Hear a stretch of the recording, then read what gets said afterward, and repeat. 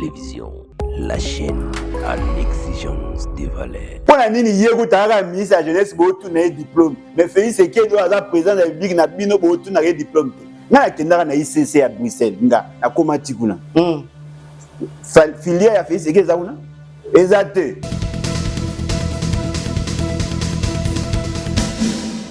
Le lot moni ba opposant pour kusangana pona loba pona kosenga ete dialogue national de parler pour le droit ozali na kati wana ozali libanda eza ndenge ni pona dialogue national ozali kosengama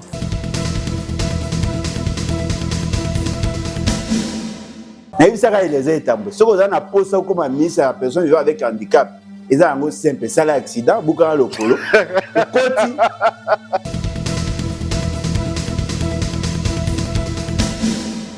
l'ingouvernabilité a pesé à cause ya deal yangonga nanga Félix Sekedi Kabila na ko pardonner bino te.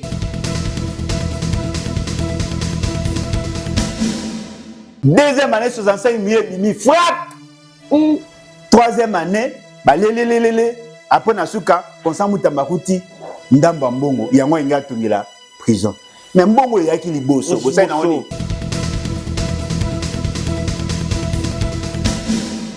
so ibino ba na molima ko pardonner mutaibi mulanga masanga bokange bote na prison mutabeti frappe à 5 millions 400 millions et comme représailles avec si frappe wapi constant mutamba beti frappe botika okote la ye.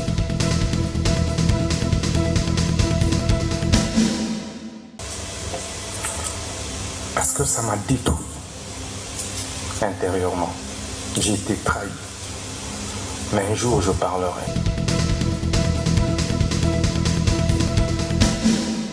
Affaire Constant Mutamba tout le monde eza kopesa penza polémique mingi oyo na population a koti na makambo yango lelo apparemment na kotala selon population ndeko Constant Mutamba a kozala jugé injustement ils allaient complot les deux gars qui est moko lobby a sali référence.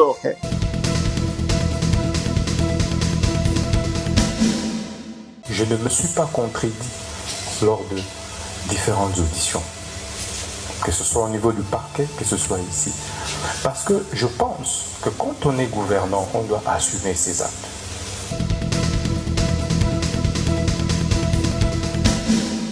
Azo c'est dit binoga na français. En dehors de français, na omo elo malonga zo lobate. Oui que ces messieurs là il a tellement délinqué sans intelligence. Ah bon? Naza parmi bateau ba souhaité ba kangai.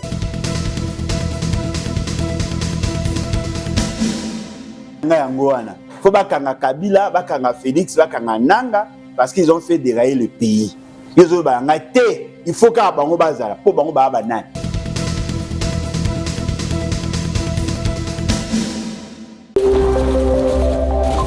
Info Télévision, la chaîne à l'exigence des valeurs. Première réunion des conseils des ministres, Mokonzi Mboka Félix Antoine Tshisekedi Tshilombo azalaki bongo na ba membre réunion sur le gouvernement sominade bazalaki bongo na ndako ya population bisika wapi Mokonzi Mboka Félix Antoine Tshisekedi Tshilombo abetaki sete na ba sujet ozali kotungisa na ba sujet oyo ezali vraiment mingi ko intéresser population congolaise pour na makambo etali vie sociale na ye bandeko balandi bozali branché na kati ya télévision tout info bienvenue na émission na bino page d'actualité mwana mboka Mokonzi topé président ya parti politique le bat levons-nous et bâtissons-nous c'est-à-dire totele mapito tonga mwana mboka Alain Bolodjoa ndimi ko yanola na mituna na biso nyonso pona émission oyo tobengi nango na kombo ya page d'actualité tolingolo ba ete nyonso ezali koleka na République démocratique du Congo mobimba tokobeta penza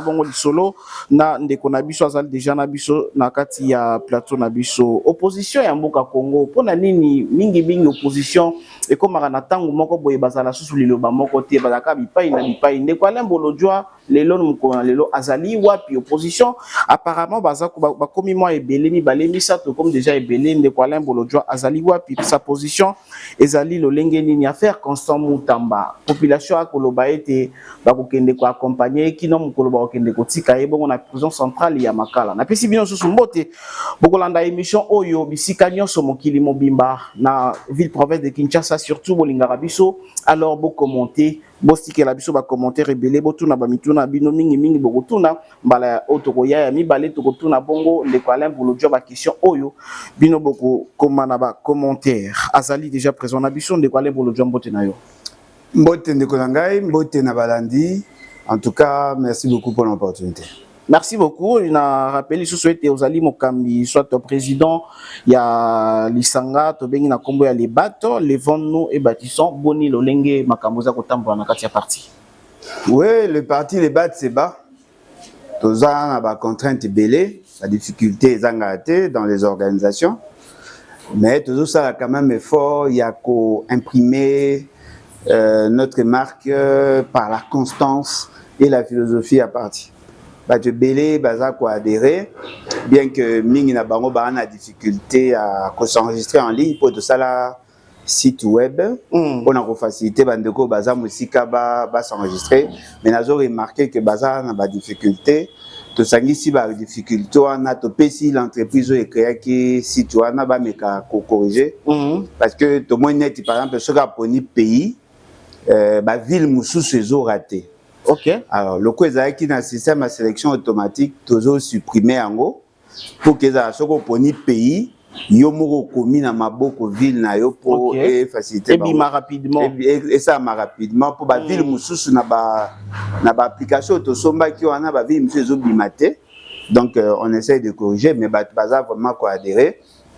Nous devons reconnaître que Nicolas Utiro Leka na vent moko yaki a bataki espoir mingi na nanga ba bino ba politicien opposition bo loba bo sa elote nanga zo ya kolungola Félix Tshisekedi mbangu ba mambo na biso mingi batiaki biso pression to soutenir nanga biso to boyaki parce que ça n'entre pas dans notre philosophie vous voyez que ça les battre toza association des criminels to boyaki et puis ba ndeko mingi ya parti ba préférer ki ba kende ko soutenir nanga après na moni ba remarquer que nanga ngo pas tekele ba mo pepe tozo kende samedi jeudi vendredi to longola Félix c'est que ba moni que nanga pa apeka na ba discours mais différence il y a biso na nanga ezali que biso to bomate biso to protéger ba vie mais il y a zoboma et puis le service de Rwandais aza ko défendre ba cause biso to défendre te bo me kana imaginer neti lobo Alain Bolojwa ko soutenir nanga abe ba bisanga ono omoni bolingaka ba Rwandais te bolingaka ba Nyamulenge te bolingaka ba tuti te yango nga nazobunda siko yo lingaka ba tuti olingaka ba Rwandais ndasko na lingaka ba Congolais ba Bembe ba Lega ba Fulero ba Bashi ba Nande yo siko zo soutenir bato ba oboma bango siko nga nasali omoni et puis kolongola Félix Tshisekedi ezali kolongola un dictateur nanga kolongola dictature te to bundisa na dictateur na dictature. Merci beaucoup. Ne peut pas faire. Ndeko Alain Bolojwa toko ya wana pena place wana toko zwango pena mwata ibele akobeta lisolo place wana. Alors lelo le belo ko ezali motu ya mingi ke non moi ba difficulté ezali na kati ya parti na wana pena zanga. Est-ce que yeba kité que tu oza ko sala parti politique bongo ba difficulté ko zala. Pona ino kendaki ata na ba parti mususu te yo ndima ko sala parti politique. Ba te ba difficulté ko zala. Oui, mais ba difficulté ko zala parce que les difficultés sont inhérentes à toute organisation. Au moins tu poses la chaîne à télévision, c'est une organisation. Vous ne pouvez pas poser une question pour nous que ça na chaîne mususu bien que meka mais si mate. Parce que ce que vous avez la vision na yo, surtout net biso boto na vision na biso.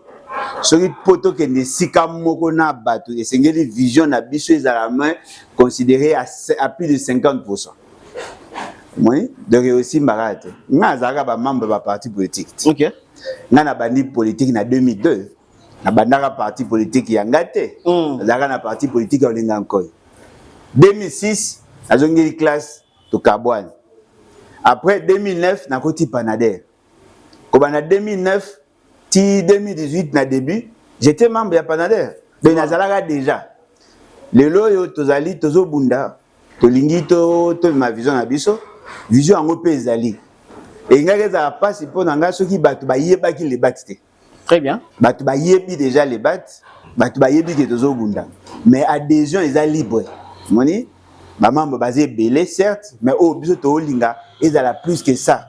Et puis ba difficulté net ya marambo ya bambongo, ba difficulté ya ba kuba ya l'état, ba difficulté ya ba démarche tozo mener zo za bloquer.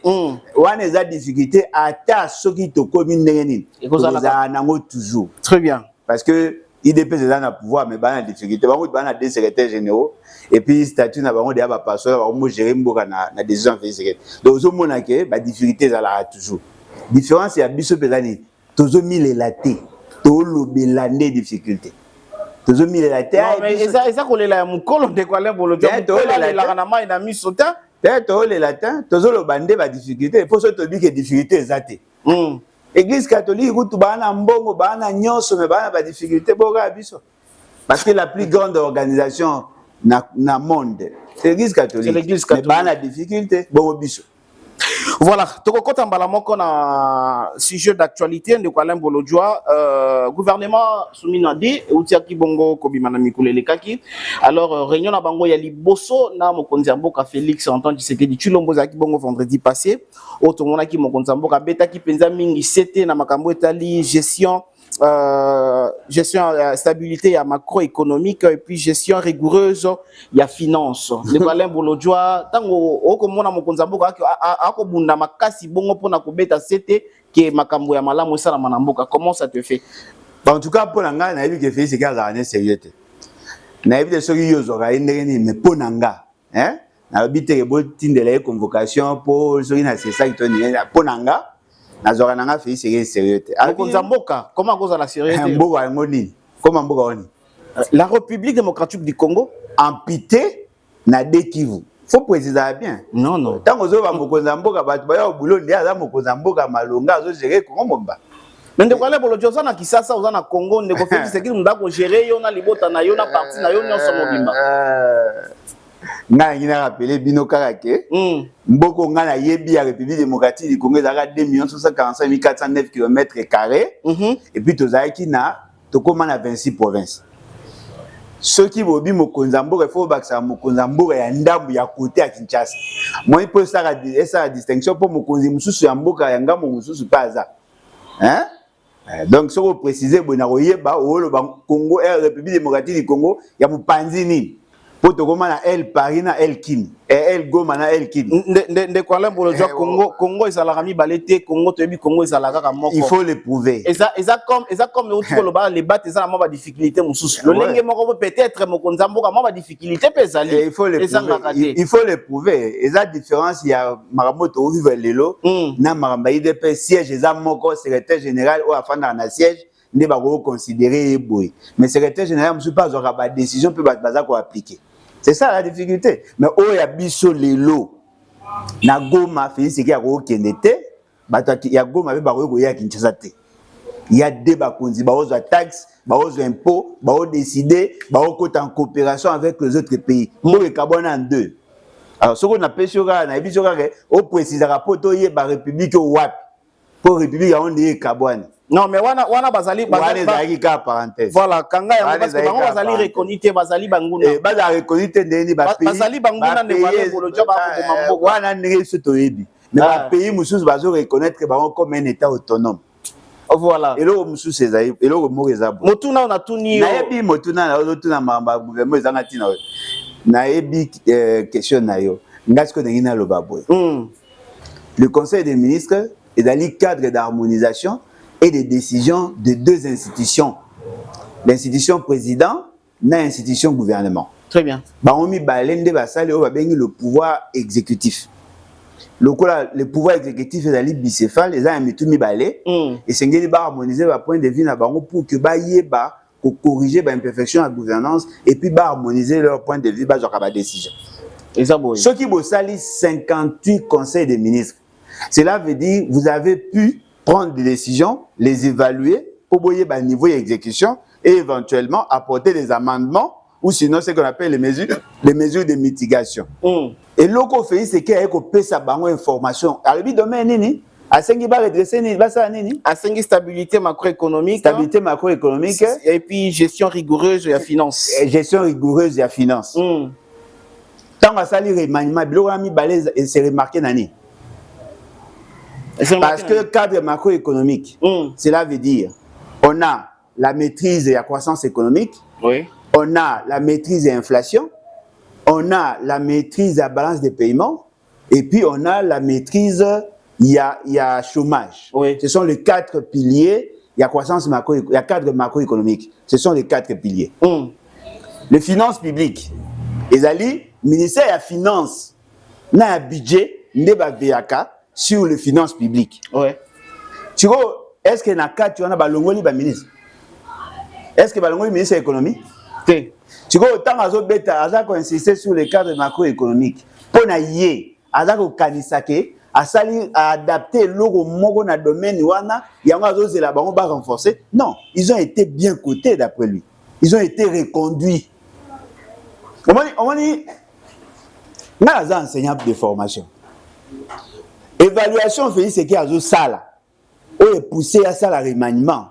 Na mission au yazope sabango lelo, ça n'a pas de lien. Ndegonanga fait ce qu'il a posé question à géographie, maolinga mwana appelle ça y réponse à histoire.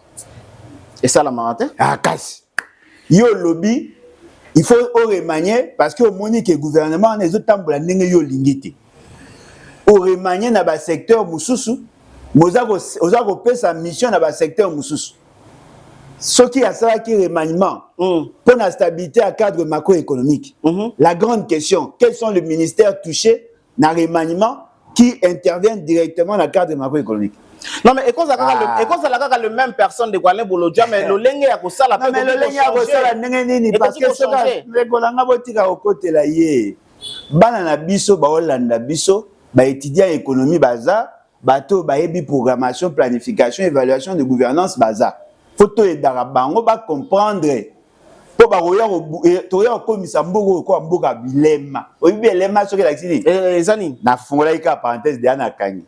Yeba yango mais on peut si ba ndo luka eza lingala. OK. Au moins lo moko eza vrai eza vrai. Soki oche équipe. Dans un autre exemple, dans une équipe, il y a 11 joueurs dans le terrain. On a imposé un système de jeu. Vous comprenez? Dans le système de jeu, on a 4-4-2. Et là, notre système de jeu, tu as dit que attaque, tu as 2 personnes. Voilà. Pour que les 2 personnes aient le caractère, milliers de personnes te renforcer dans 4 personnes. Pour que les passe. Tu as dit, ok, yo kimara mangu. Kimisara bangomba après aussi ici centré pour yachabi. Voilà. C'est système de jeu. Tu vois na kati wana omoni que 2 joueurs ba jouer malamte. Olongoli moko na défense, olongoli moko na milieu pour remplacer bango. Est-ce que le système de jeu a changé? Non. 4-4-2. Voilà. Tu vois après oyebi ça bango non, moi ndenge za wana. Faut changer le système de jeu parce que le lenge bo bete za malamte. Mais les bateaux yo tchaki le quoi ba attaquant ni balo changer té. Tu vois, yo za si ba obeta système ni. Quand système yo obeta gwan. Ya mo mona rabato mususu a joué décision, a joué contre-décision na suka et abouti té. Si Félix Tshisekedi voyait dans sa gouvernance qu'il y avait un problème, il y a stabilité à cadre macroéconomique, il allait toucher le secteur productif et essentiellement l'économie. Très bien. A touché Kounaté. Mais ça, c'est ça qu'on interpellé pour changer le lenge à ça les ayebité. Comment Atiki ministre de la finance au Yazalaki a changé ministre du budget. Si vous autant la stabilité à la finance publique, la rigueur dans la gestion de la finance publique, qu'est-ce que ça dit? Et là, donc pour nayo ezali eloko mo boye ayeki kosala mate donc oyeba te c'est trop dur donc eloko ekoki kosala mate parce que falaki ata na secteur on a changé ce qui a montré que secteur on est tambola malamu te dans la lecture de la gouvernance il devait changer les animateurs ayebité très bien le roi ayebité bozela no paye elo moti moi fait ce qui est dit a le roi moi na oyo basa les récitation a obeta masolo ya mariage na récitation mais makambo ya mariage ayebite ba ayebi ko loba o ba yebisi mais makambo ngo wana ayebite est-ce fait ce gars obligé oyeba nyos ndeko Alain Bolojwa ouais asa obligé parce que lokola moto akoyipe koyeba nyos lokola moto c'est normal c'est qui est normal ouais mais peu ça normal te mayebite non ndeko Alain Bolojwa yo koyebi nyos là c'est vrai yo est-ce na loba nyos ola loba kapi nyos et alors mais on a loba il faut na yeba voilà ndeko Alain Bolojwa alors nini oyo okoki kopesa comme analyse na yo par rapport ya quelques membres au babakisi na remaniement salami ya automoni ba nomination mususu ba ndeko Adolphe Mozito bazongi ba ndeko na biso ba ndeko na biso Coutinho mwana ya pasteur Coutinho aye wana na mwa ba critique ebele ba congolais yo analyse no za ndenge nini ndeko Alain moi yo mo senti que remaniement ngo soki remaniement ngo ya sali et ils ont savinoka na ba débat polémique mais personne n'est convaincu sur la pertinence de la démarche. Personne. Ce va dire remaniement. Mouzito à côté. C'est-à-dire que pour Nabango, la pièce qui manquait pour qu'il y ait bonne gouvernance, il y avait que Mouzito. Non. Non, juste ma moni ba qualité na yende ba bengiye. Il y a un azobati. To beta match à Chikungu. Bozu Messi Boche. Boche Messi parce que boyebi que Messi c'est un bon dribbleur, abetara bien. En même temps, aux autres équipe na biso efficace, et bossa l'effort bolo kota Messi aya ko beta na équipe na bino. Bobongisi gardien te, bobongisi ba défenseur te, le système de jeu na bino va changer te, mais le roi Messi ça. C'est comme Messi il faut ça ni. Yemora beta 2 3 4 5 ah voilà, Mouzito Olemba. Yoka po ina ba Mouzito Olemba. Le plus grand péché a fait Tshisekedi. Nabatu nyonso va s'intéresser à la gouvernance. Félix Tshisekedi n'a jamais respecté la procédure. Félix Tshisekedi n'a jamais respecté, n'a jamais appliqué le budget. OK. Il y a un gouvernement na programme na ye, il pas ça le programme na ye.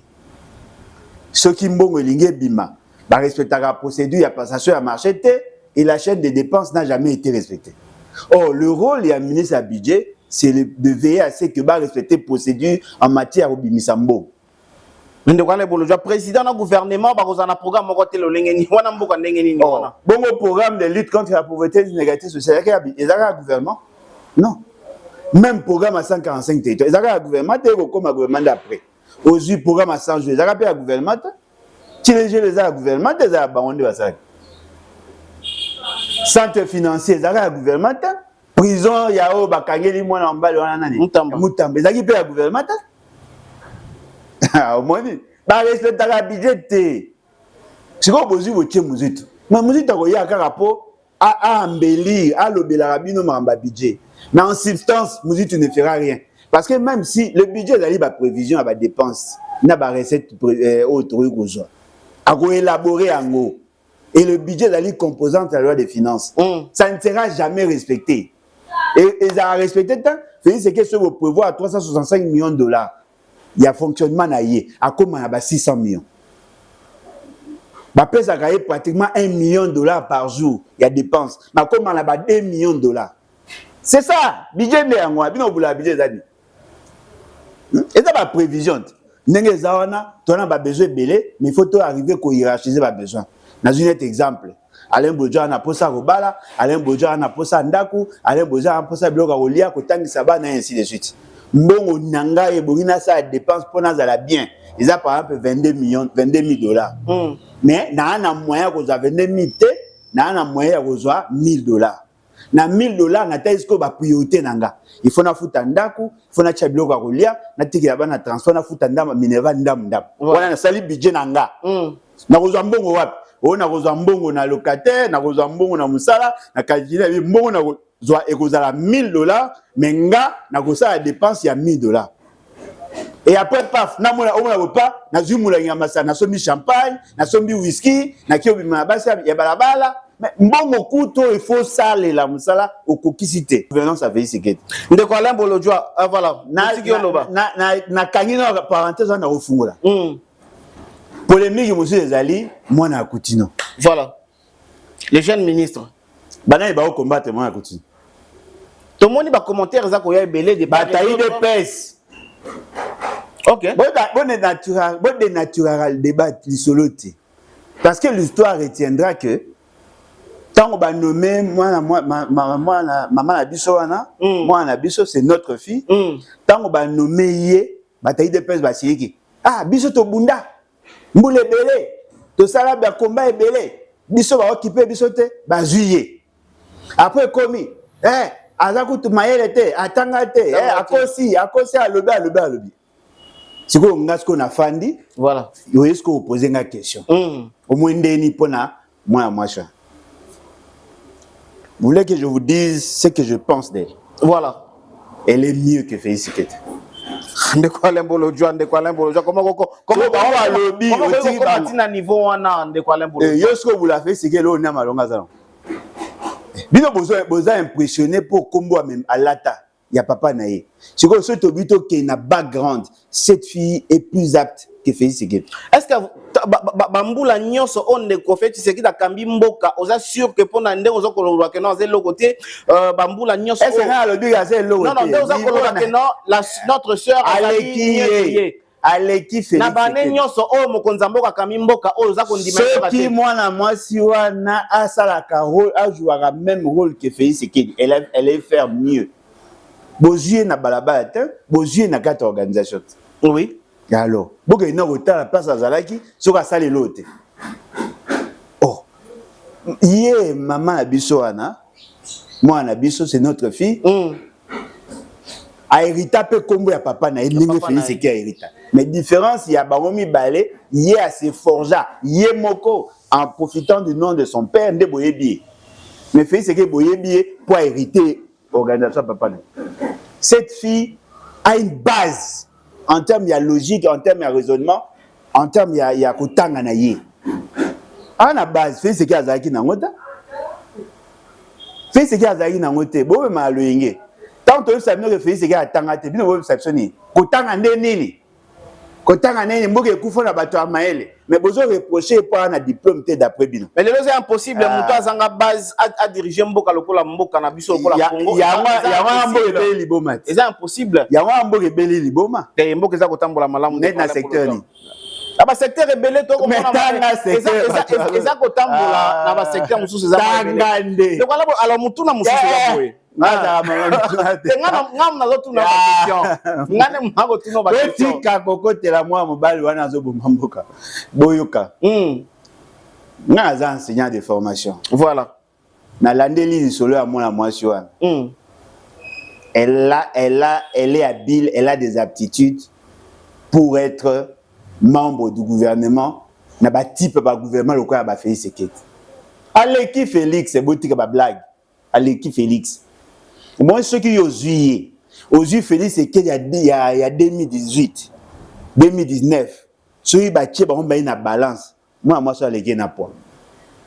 Est-ce que même à yo moko monite que makambo o yo lobby eza lolenge wana te parce que ko sala mapete esa va te ba comparer ndeni comparaison za raison te ba comparer ndenge nini bino bolinga bo comparer ye lelo na Félix Sekete mais soki bo comparer ye ndenga azali na Félix Sekete ndenga bandaki vaut mieux elle que Félix Sekete. Mais bako réclamer minke no ya yeka malama ko tina gouvernement ça peut-être na moi expérience te ya comment Félix Sekete a d'expérience ou mais il y a une expérience na kata IDPS déjà mais il y a qui peut na ceux armée de l'Éternel ceux qui armée de on est ali makambu ya nzambe makambu ya religion IDPS c'est parti politique qui s'intéressait de la politique au banda Félix Sekete a sa politique wapi na IDPS ça na loba bon IDPS ndelo ba malongeza kuna IDPS différence ni ozomona IDPS na ba groupe ba mouvement citoyen ya ndemo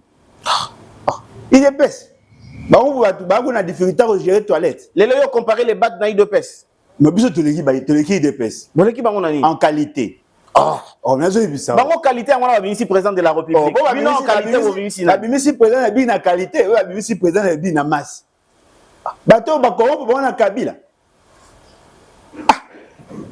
Nga na auto ça émission ça fait 6 ans. Oui, exactement. Au gars ça on kinga ba comprendre. Mais biso to bunda bitumba nanza na passe na biso, on reste constant. Et ce qui n'est pas constant, il a vendu son âme au pays à Kabila pas comme c'est présent. Bino obuleni. On est à solo beta marne wala de l'autre. Na preuve ata likamu moko te. Na preuve. Yebisa solo to considère ma solo. Na preuve yebisa bango batunanga. Na loba on ça fait 6 ans. Yoka dia muta a contredisant net net. Et logo les a livré, cette dame a été formée dans un domaine qui a trait à la jeunesse. À la jeune, n'est-ce pas? Oui, à les jeunes. À Ebigoloba, n'est-ce pas? Oui. À Ebigotanga, n'est-ce pas? Bien que Kotanga na ye, moi, doute ça na ba université. Bon, il y a Félix, c'est beau tout net. Pour la nini, il y a un ministre de la jeunesse, beau tout net diplôme. Mais Félix, c'est qu'il doit avoir président de la République, na bino beau tout net diplôme. Na kendara na ICC à Bruxelles, nga na komatikuna. Filière ya Félix, c'est que ça ou non? Exact. Si vous avez une vidéo, na sala live na Facebook, na kenda tikuna na Bruxelles, filière wana ezate. Si vous avez fait, c'est que vous dites, il peut me ça à l'autre. Si vous avez pour aller gérer le ministère de la jeunesse, ne vous avez dit non, à un diplôme. Vous qui par diplôme. Mais par rapport au âge, par rapport au âge, le ministère de la jeunesse, c'est un ministère de la Miké. Vous dites que mon amour, a géré la Miké. Il y aura une aventure à Mboro. Eliezer Tamboué a Bundisa. Ministre en charge des personnes vivant avec handicap pour remplacer. Bon, il y a un problème là. Mais il y les étamboués. Si vous avez un poste comme un ministre des personnes vivant avec handicap, ils ont un simple, ça l'accident, beaucoup de locaux. Tout est la blague. Voilà. Basi personne vivant avec handicap pour représenter la personne vivant avec handicap, il y a au bout de ça.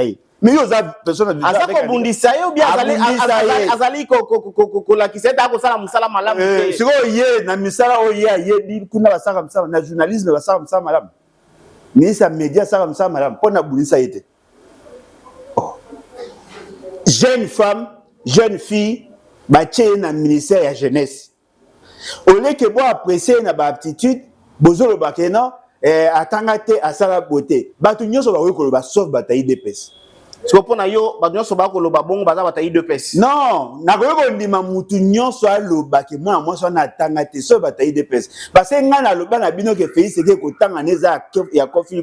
Bo bibi senga ko tanga eza importante. L'essentiel eza aosa musala. Siko yebo pesi chance te ne boloba. So yibo boya ka Félix c'est que pour tangate na ngana compagnie no boya moi so na soki bolobi ka tangate. Siko bino bondimi Félix c'est que aza président na nga et puis en même temps il y a la ministre de la bino il y a jeunesse. Merci et il y a une polémique il y a pas.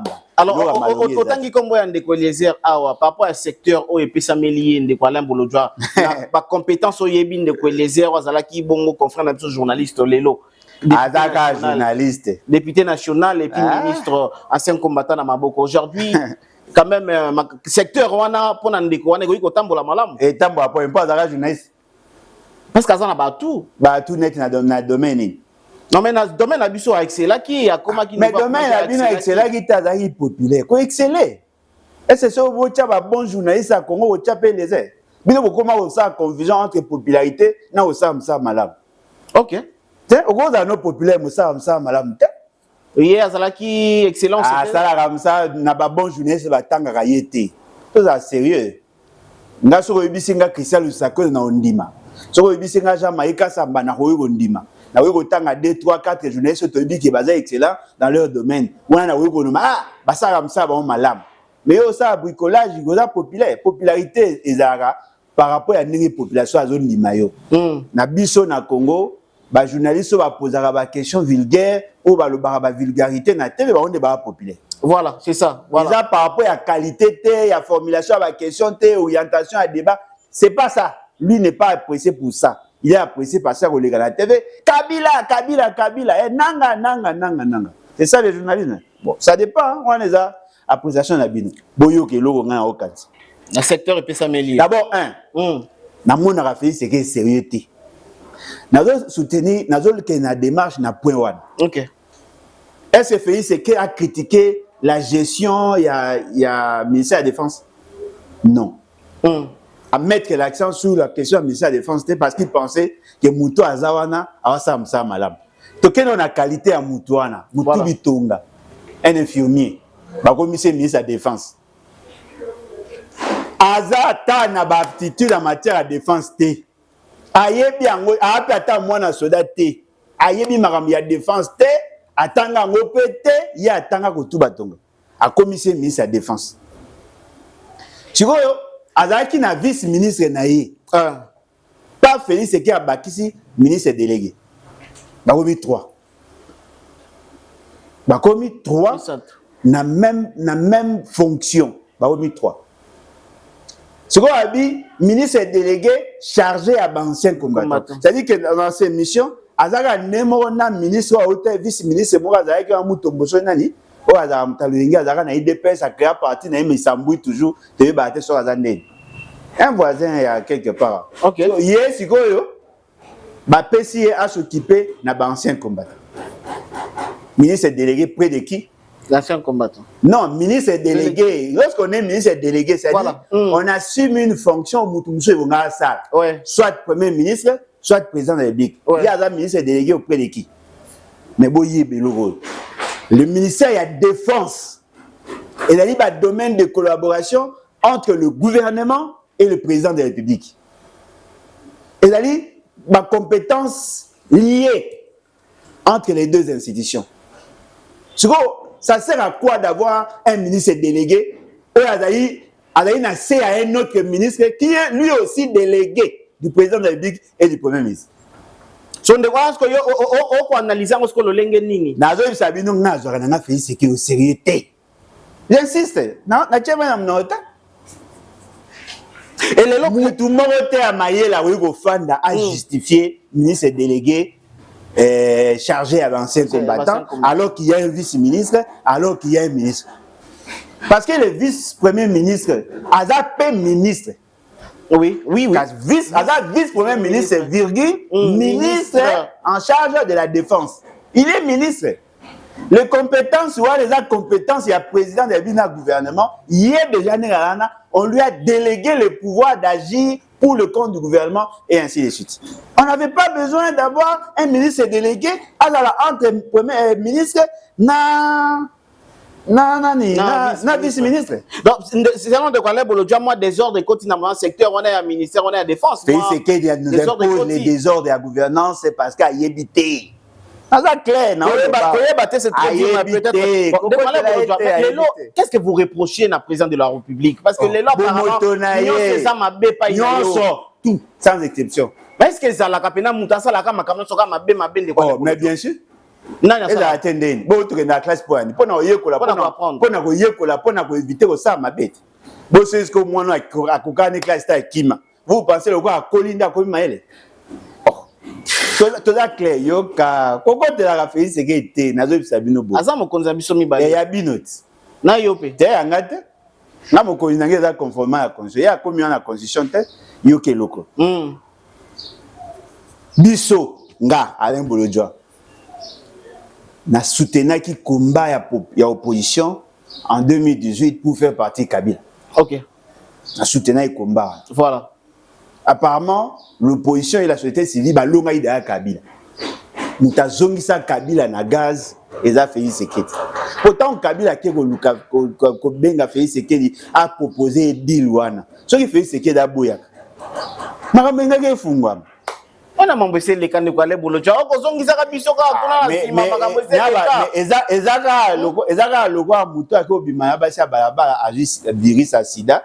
Siko lelo a contaminé bato mususu a komi ko bela zo souffrir obito beta maso ntezaka ezaka la mais virus eza oto souffrir lelo ezaka pona makambo wana guerre to na mona est eza à cause ya deal l'ingouvernabilité a payé à cause ya deal yangonga nanga Félix Sekedi Kabila na ko pardonner bino te nanga Félix Sekedi Kabila na pardonner ba honte na papa na akufa na aku constitutionnel soki loemba so loamba parce que biso mabe nyonso batu bazo kufa ba passe to mona eza à cause ya wana. N'oubliez jamais le passé. C'est grâce au passé ne bobong sa présent. Ouais, exactement. Le passé nous sert à ce qu'on fait c'est que magamba gouvernance a okukate.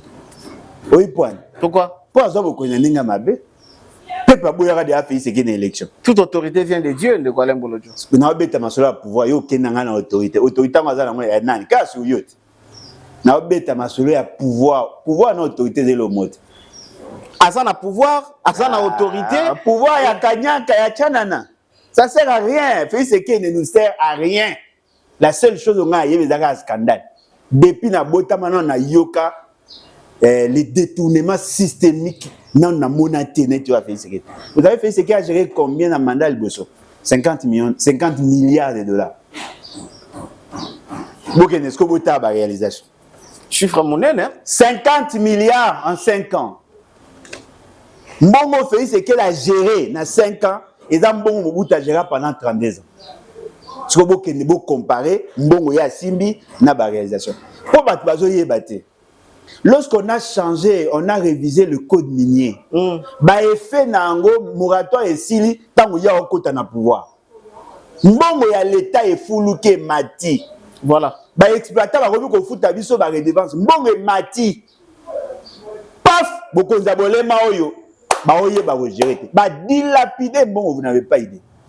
Ce qui ngana ko se souvenir lobby na Félix Sekedi pozo linga oye ba soki asala bolam ngana ko se souvenir kana elo moko abongisa ka famille à part ça elo mote ndeko na suka ya mandat ndeko Tshisekedi ngana ko ya kutuna omoni makambo mo ba réalisation ba ndiko kotangela réalisation moko saki pepe mama yemo boko saki pepe mama yemo ngana yo mo bandi kotanga mais mama yemo na secteur ya sport na makambo za ko sala wa secteur ebele to makambo $100 millions bo kabeli bo pesi yo ba tamaboma bo pesi ba club alors que compétition na biso locale ezana lokote bo pesi bana un médaille ya wande ministère sport un médaille si botika ba blague le jour ba to malonga ba okota toutes les disciplines ba omona ba fédération et comme ko fuluka ba ko sala effort que chaque fédération a la possibilité au fuluka il y a des enfants ba athlètes ya malonga na mbo na on peut ça un exemple nanga moi nanga la ceinture verte a eu 2 médailles.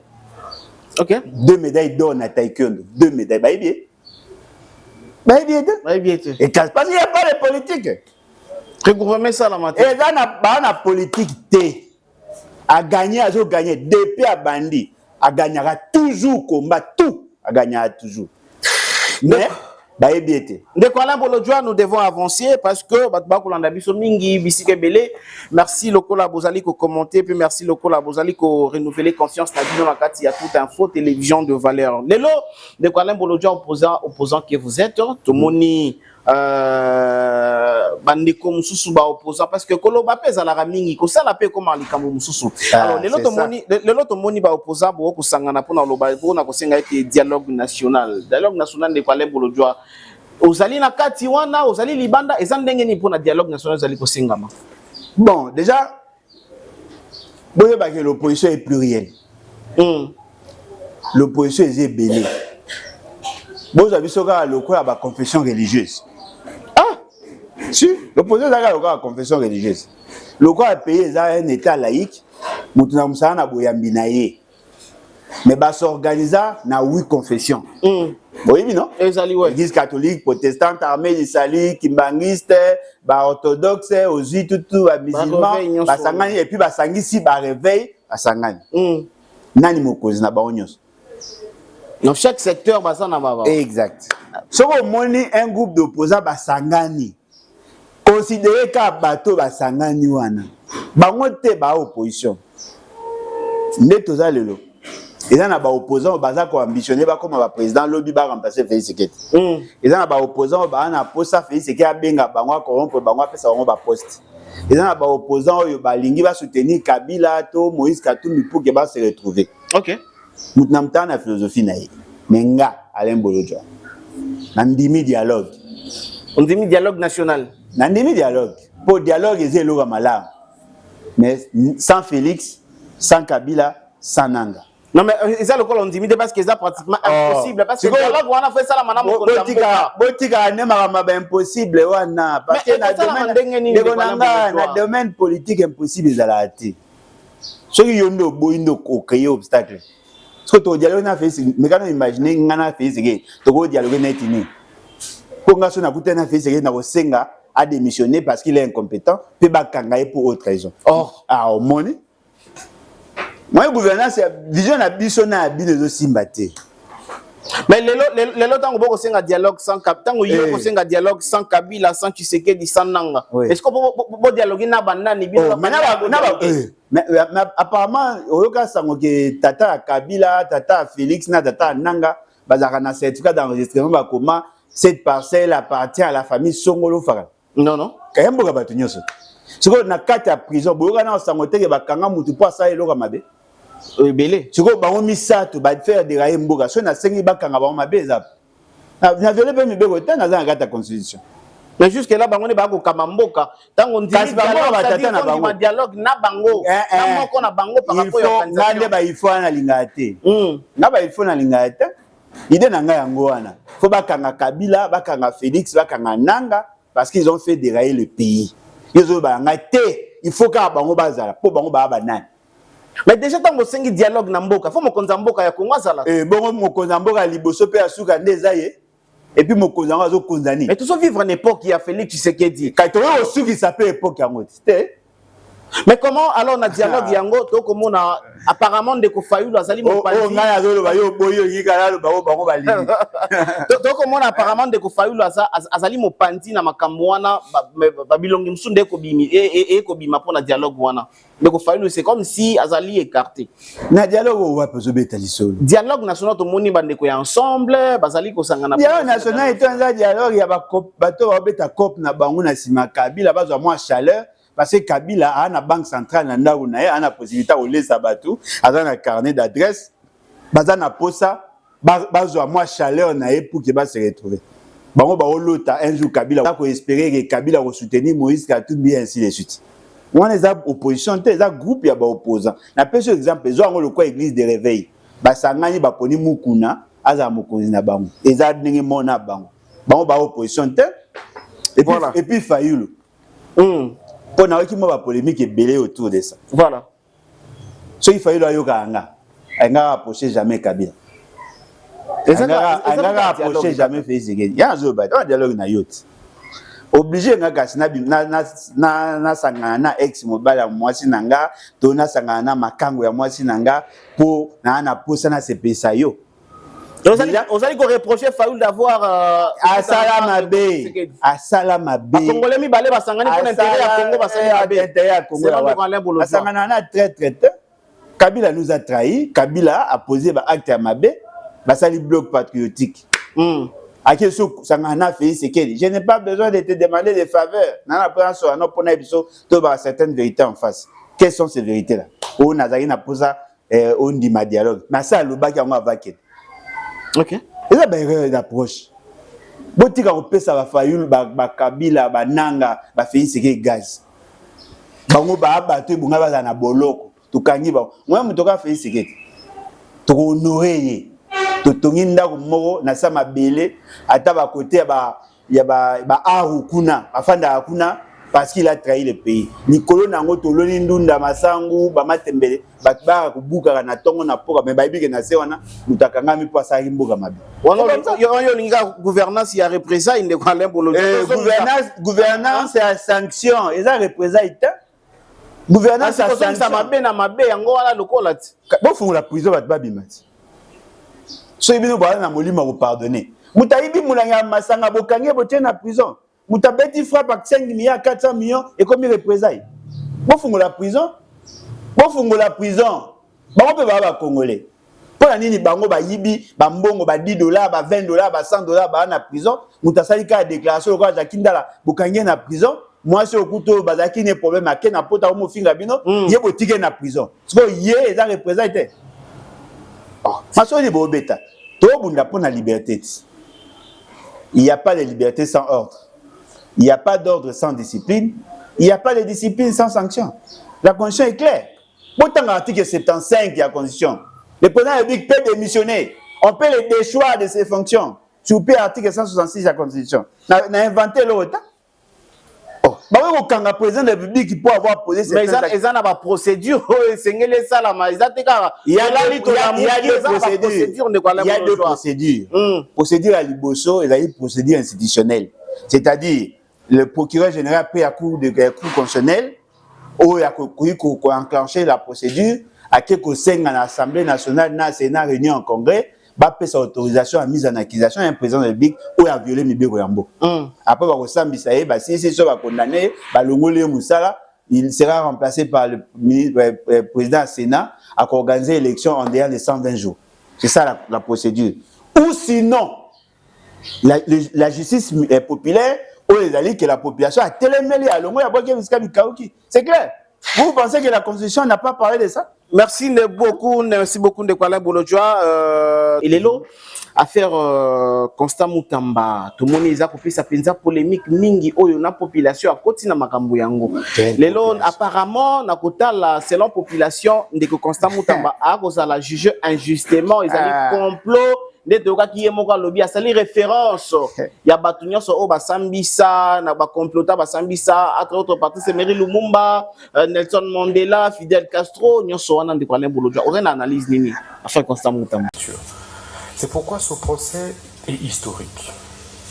Historique, Monsieur le Premier Président, parce que il me rappelle autant d'autres procès historiques, notamment celui de Patrice Emery Lumumba, dont je suis la réincarnation.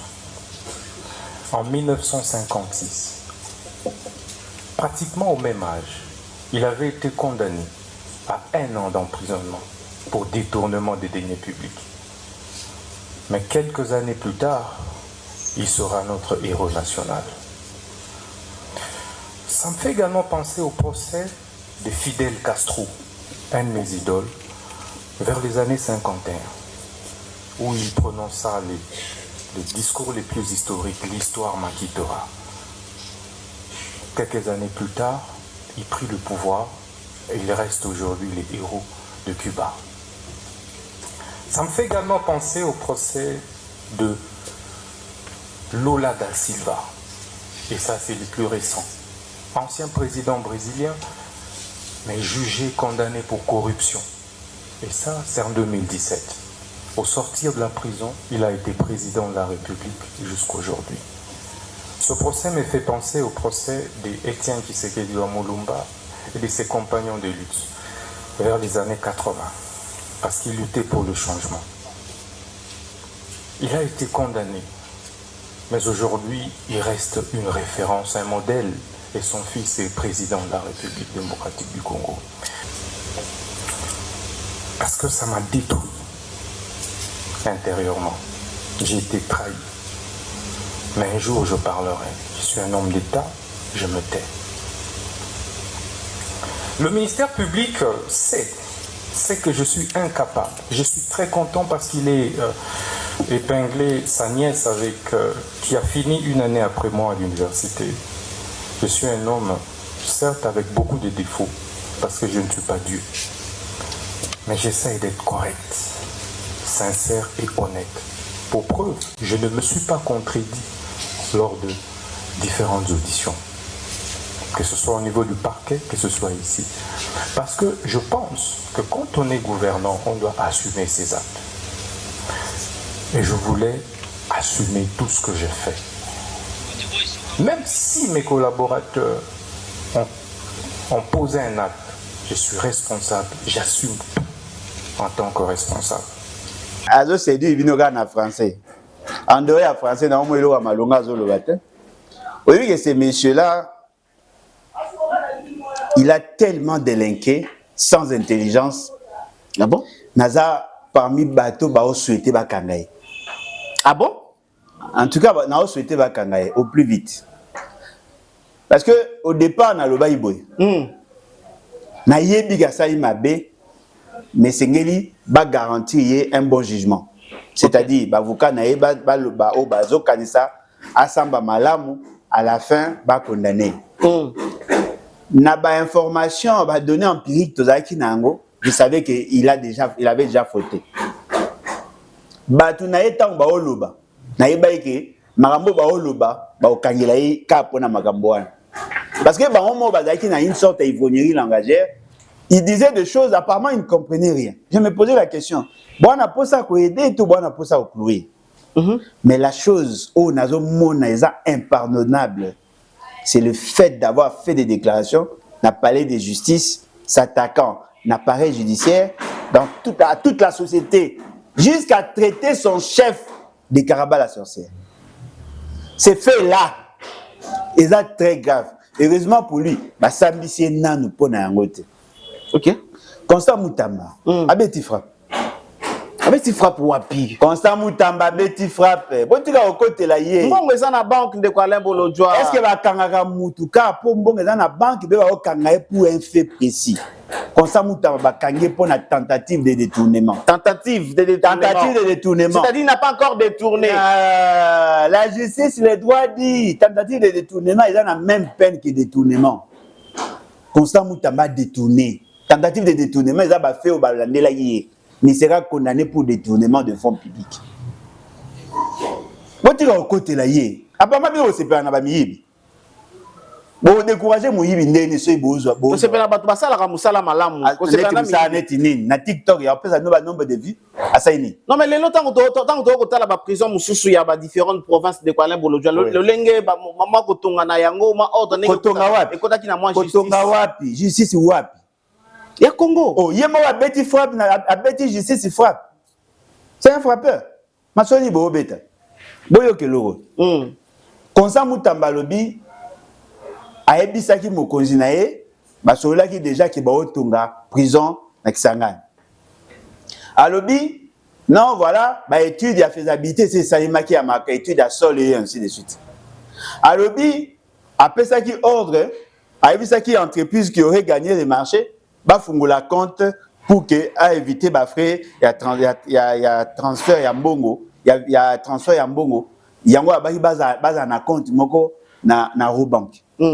Alobi apesaki ordre na Robank ba virer mbongo na compte ba créaki compte ba créer quand le 15 il y a apesé autorisation à virement mbongo le 16. OK. Donc juste un jour kaka. Boyo aventure. Tant azo samba.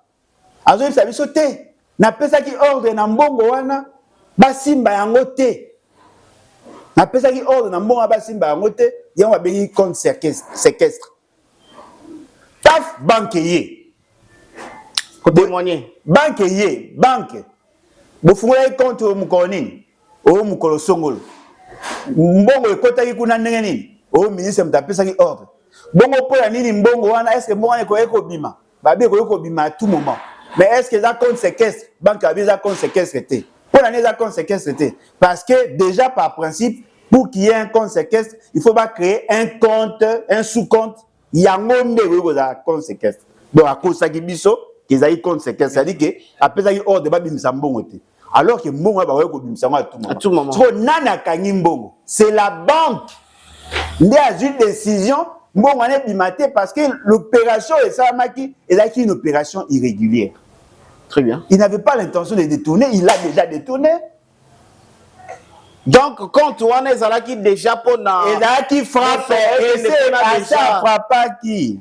Balandela qui est pour la tentative de détournement. Mais suite il y a un élément au Basali, ça a été démontré qu'il a détourné les fonds publics. Moi, tu vas côté là, mais les autres populations a connu que les population population c'est sondage aujourd'hui à 2 excités 3 excités va taper ça va 500 000 5 000 va 10 000 benga population il a go soutenir miyibi bazo yiba mbongo na mbongo boyebi ki ba yiba mbongo et là au mot ezali vrai Constant Moutamba n'est pas le seul délinquant ou asali mabe basé belé. Très bien. Mais où il y a différence c'est ça à Moutoumangbongi bato ba yiba lokola yé ba fandelié pour que ba bimisa oyaye. Oyaye libanda. Ça c'est vrai. Ba lingi ba bimisa oyaye. Ba ngope ba sala kayango mais ba lingi ba bimisa. Mais Moutamba n'est pas innocent. Ce que zalaki que ba koselié makambo tonga to ba on a procès. Très bien. Ba koselié makambo te ba rozo condamné pour des faits vrais. Cependant, la motivation des ezali politique parce que ba moni ke marambo ya sala ki bango na ndenge ba asala ki ba système na yana ko bino ya ba TV ya ba TikTok ya ba nina ala ki se ko za Mutamalonga ba bi ana posa azala candidat na 2028 28. et puis bilobela na ya zo bebisa maram na biso to simbisa ye touche mais ko simbisa ye touche ba créer dossier té ba luki dossier ya solo ya salaki nde ba bimisi ba beti. Donc c'est-à-dire que lelo na cadre ya frappe na cadre ya miyibi Constant Mutamba n'est pas le seul na gouvernement. Mais bien évidemment moyibi wa ya mbazali tina se baza moyibi wa ya mbotina se dans le gouvernement na nyonso miyibi moyibi ya mbotina se baza on est bon nanga ba nyonso te baza belé la grand frappeur na lobi sabino na gouvernance a fait c'est que ba beti biso 5 milliards 400 millions auto ko reclasser 5 milliards 400 millions de dollars. Nana kolandela yango. Mais biso de lobi sabino ba côté si yoka. Le gouvernement a su mobiliser 40 milliards en 5 ans. Ba défi 10 milliards libana. Ça fait 50 milliards. 50 milliards. Ba projet au bango ba lobby ba financer. Et comme même pas 46 milliards. Son bon est très exact. La poche à battre. J'ai à francophonie, bah il va diminuer 325 millions, 330 millions. Mais Mouto a sali j'ai à francophonie, a lui va payer 62 millions na franc congolais. Et en plus après francophonie on va demander la mingi ba soit. Mais j'ai dit ça centre financier bah va autour à 30 millions. Après Mathieu commis 120 millions et au beti 405 millions. Et aucun niveau à ba frappe. Ba beti 192 millions de dollars. Il y a Perenco qui n'a pas notre centrale électrique à base à gaz na Mwanda. Babeti sous 134 millions de dollars na Perenco sous combien de dossiers bateau ba grand frappeur depuis na bota na mona ba miyibi organisé le quoi baout. Miyibi a deux fois té. De quoi là bolojo bino bolingite ba kanga ba té a chaki maboko mulai botika ba kangaye et vous avez pega bien. Mais nga souci na ngeza bakanga kaka yete balandela misusu nyonso yoka na dossier to beta eza dossier à Frivao Frivao ba créé en 2020 Frivao bomona 2020 dossier ya Kisangani et bana 2005 mais ba fait ya Kisangani ça ma l'an 2000 voyez-vous il y a eu 1000 personnes bakufa. Il y a eu 3040 et quelques personnes blessées. Le pays, toke na justice, fait ce qui a zarate. To Sambina, Uganda. To Sengi na Uganda, après ça, 11 milliards pour na Matali, déstabilisation à cadre macroéconomique. To Sengi, 225 millions de dollars pour na ba victime au Bakoufa, na ba bazara blessé.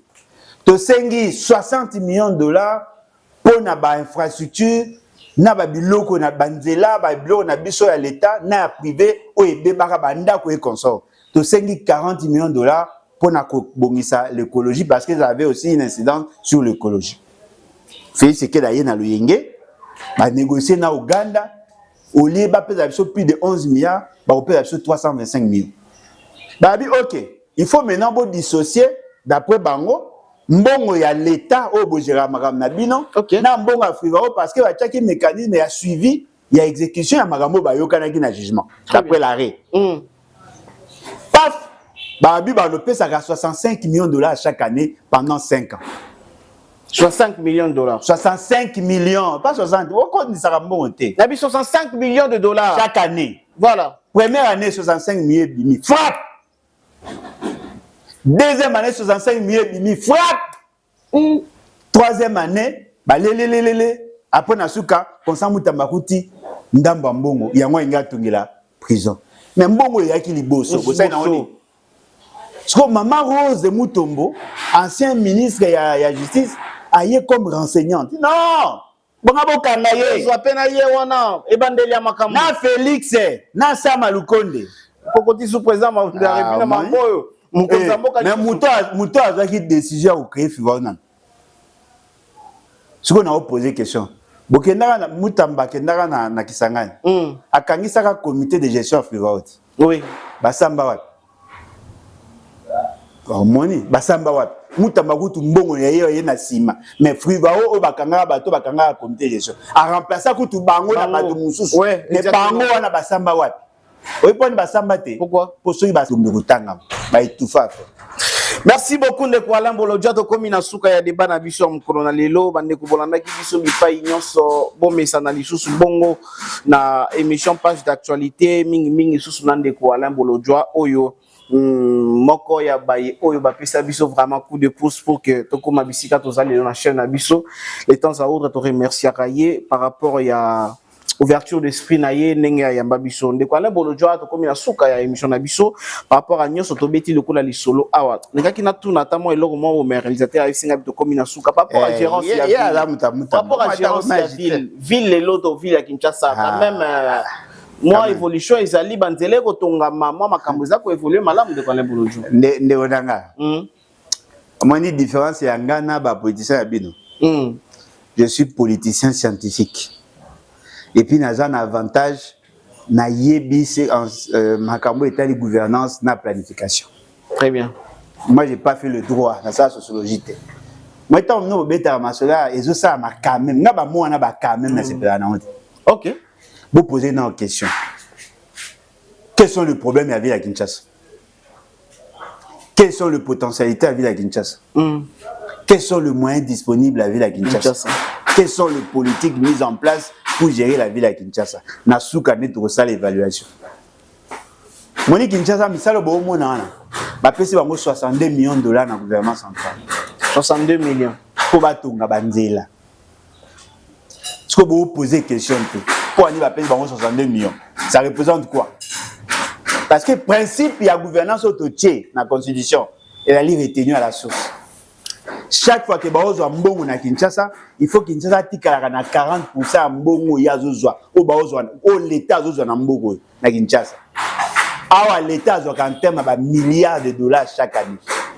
Mais ba pesi ville à Kinshasa 62 millions de dollars à Tonga Banzela. Neto lo ba personnel la ville à Kinshasa c'est un pays.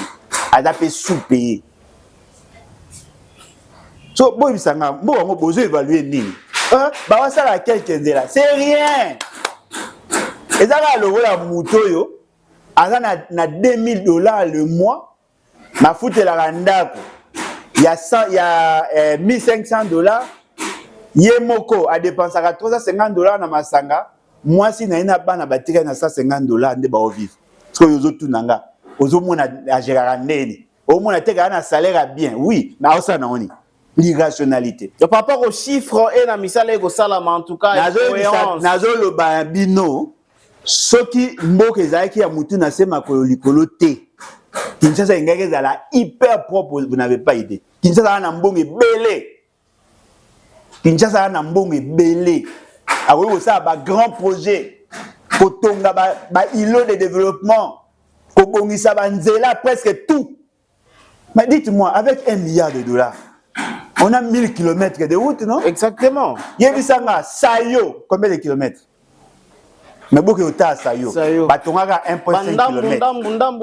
1.5 km tout le reste eza non bitumé eza mabele mais attention eza 10 km ça fait 10 millions non oui so pour aller totonga te boyebisanga totonga te neni asosa ndenge moko Birmanie Chaba Ozui donc mbongo ezali mais boza géré par des Congolais de mauvaise qualité ba miibi tout mon route de matadi puis banda bambango ya ko bamba babambi kuna babambi ekatani boyo aventure ko banda Kanchach ti matadi 350 km pratiquement ça fait $350 millions. Vu les coûts, ça plus de $1 milliard chaque année. À cause impossible. À cause de l'éclairage public, c'est impossible. Parce que ça là quand même, il y a quand même la besoin de ma pays.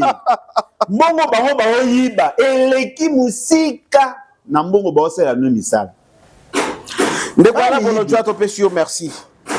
En tout cas na banza été to solo lima makambebele nyo sote mais to solo lima makambebele ba o balingaka biso botika toujours branché connecté abonnez-vous prochainement nous allons revenir encore et encore to yamba sous ndeko président Alain Bolodja si vous avez un dernier mot par rapport à l'isolo to beti lebo bon nazo benga ba ndeko bazana na moi retard venez vous adhérer massivement na partie des bâti o eze kumbaki Vous avez le roi tsunami.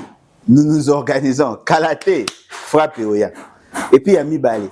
Merci, Naba, de Nyonso, Bazo soutenir.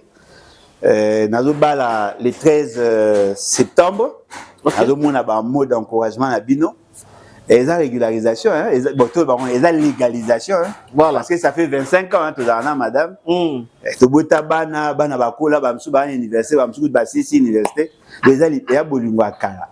Mais ce qu'on a pour ça l'angeza kala, na la c'est bague selon Bino. Olingo sala nga vozo pouvoir. Vous comprenez? Parce que ceux qui n'a eu pouvoir, ah moi il pouvoir est bal ici. Mais là ça la nga pas ça. Na mona pas caméra zobal. Voilà, na mona pas caméra. Après ça deuxième mariage naï. Na mona pas caméra zobal. Quand c'est mariage, oyo mona. Deuxième mariage naï. Ah. Ya liboso naï, moi c'est na liboso naï bi. Ah. Oya mi baye naï bi na TV. Voilà. Deuxième mais caméra moi c'est na ba caméra tout ça ba na quartier. Deuxième mariage naï. Abali moi c'est naï na ninga ba de tout. Mais na luki libala ya mutu mususu wana na luki ya nani abata ya mutazanga kombo. En tout cas, félicitations d'avance de Alain Bolodjoa et puis na batunyo so balinga de Alain Bolodjoa. Toi tu as numéro na yo hein?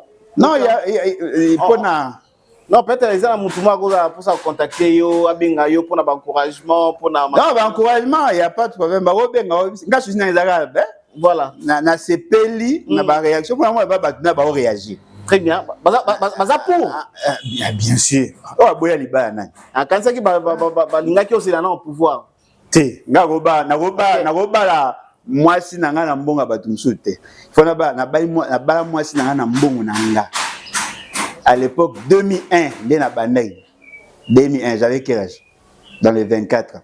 Très bien. Très bien. Oh, là, dans la combat. Bien sûr. On a un membre, il y a parti politique. Mais quand on est au côté de la fournie symbole à mort. Na madame Tobandi politique na 2002 biso mbalé. Tozara déjà na mwana na bana wud po. Mais nenga ni yo banda combat kala mais okutama na IDPS. Masoni obet. IDPS nezali parti ozali référence à combat na mboka oyo. Ya wapi ya mi bio ba incompétent. Référence à combat ya wapi. 32 ans ya. Tanga réforme moko yo yebi bata IDPS basa. Ngalo mbisi na IDPS. Bata boma lumumba benga ekrapo. Merci beaucoup Ndeko Alain Bolodjoa. Merci à vous en tout cas pour les encouragements. Voilà, ce qui bo sepela ki na émission oyo bo pesa merci na Ndeko na biso Bodrick Katendi. Asa ki na sima ba masini pona ko mutakonsa mutamu. En tout cas ngai na bino tokutani mbala sima na émission mususu adresse ka moko toute info télévision de valeur pour s'abonner massivement tokutani mbala sima au revoir.